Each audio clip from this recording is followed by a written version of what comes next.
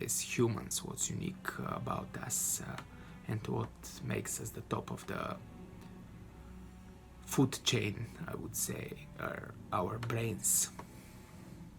But in life, we make choices based on our emotions.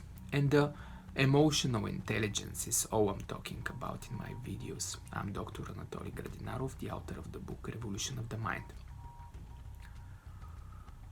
Cause and effect is what builds our lives. The life reacts to what we do, and the effect from this is shown in our current situation, the way we think, our emotional state, our actions, our habits, our self-image. All this is way stronger than the circumstances. It shapes our reality, it shapes the way we act in the world, what we aim in the world, what our dreams are. Everything this is based on us, not the world. The reaction you may have today shapes your tomorrow. Everything is cause and effect. What is a reaction? If you try to take the bone from the plate of your pet dog, there might be chance that you get bitten. Your dog, of course, loves you with all its heart, but your dog will follow an impulse for survival, that its food might be taken. Its impulse. Your dog it will bite you in order to protect itself. It's an impulse for survival.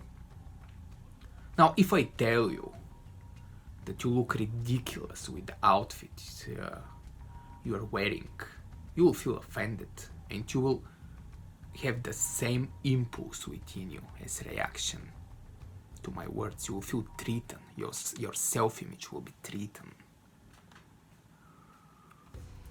It's the same reaction. We're animals after all. But with people, we have different understandings of us. We have different perception for ourselves. We have ideas about ourselves which we have to protect. Reactions, however, are unconscious.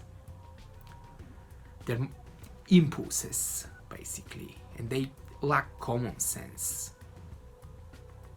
So these kind of things control our life. They have bigger power over our life than the common sense. If we are that shy person and our self-image tells us that we're not enough to deal with something, we again will feel our nature, our perception for us, we will shrink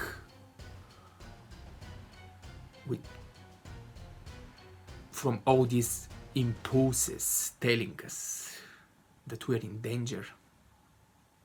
If we are narcissists, basically, if narcissism is part of our self-image, again, we will look for recognizing that we are accepted by the society in the way that we want to, right? And we will have these very same impulses again. Same if we have the self-image of a professional, we will want recognition, and if we don't get it, we'll shrink again. We will feel fear that something's wrong, that we're in danger, just like the animal does. And they're like, you will feel impulses for survival, we will react to the world.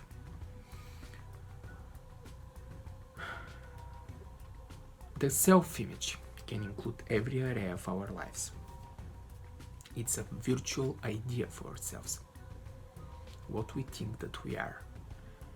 In the ancient book of the dead, they say, who you are is limited by who you think you are. This is what controls your life, who you think you are. And this is where the truth about positivism and negativism, about which we hear so much, comes about.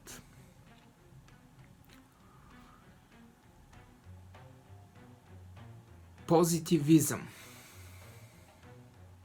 positive reaction can open you to the world.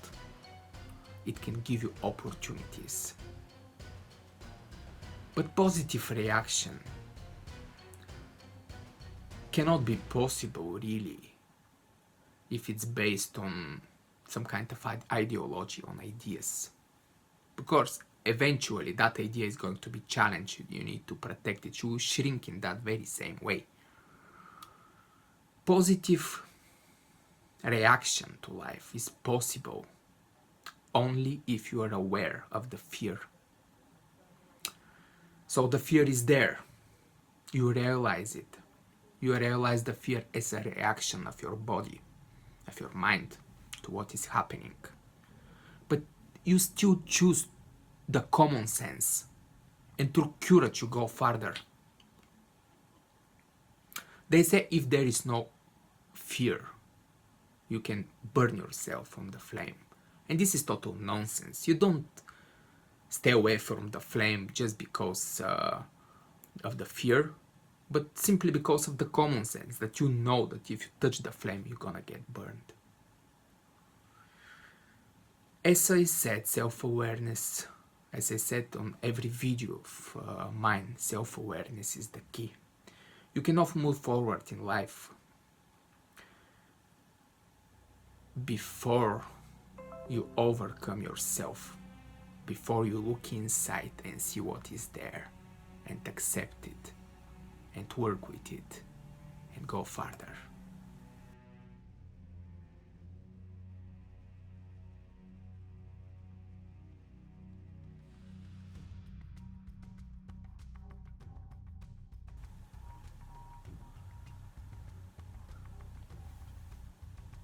Question and label your own thoughts. Now, most of the time we spend with ourselves. The rest of the time we talk to people. They can be negative people, they can take us down, they can lift us up if they're positive. But most of the time we spend with ourselves. We continue having conversation with that during that time, self-talk. We have all these thoughts in our mind telling us what's possible, what's impossible, what we have to do tomorrow, what we have done yesterday, whoever told us something nice or something mean. All this is repeating in our minds. We repeat our self-talk story, and we live deep inside of our thoughts. These thoughts create emotions. Thought and emotion, however, together create our reality. So if something had happened to you 10 years ago, and you think about it, and you recreate the emotions which you felt 10 years ago, you recreate that reality. You still feel miserable because of that. You can't let go. It's inside you. So be aware of the thoughts you have. Are they dreamy thoughts? Are you like just dreaming about your idea about something? Or you recreating your trauma again? Are you living in your fantasy? Or you are creating another anxiety for the future? Label your thoughts. Label them. Make sure you know what kind of thoughts you think, because these thoughts are the reason you feel in the way you feel. Meditate not just during meditation. What meditation means is basically to stop thinking. So you can do it on the train, you can do it on the bus, you can do it at whole time. You can use all kinds of situations in order to stop thinking. If there are a lot of trees around you, try to perceive them, look them. Just like in Zen Buddhism, the meditations are with open eyes. You focus on something, you simply focus and you observe. That's how you train your mind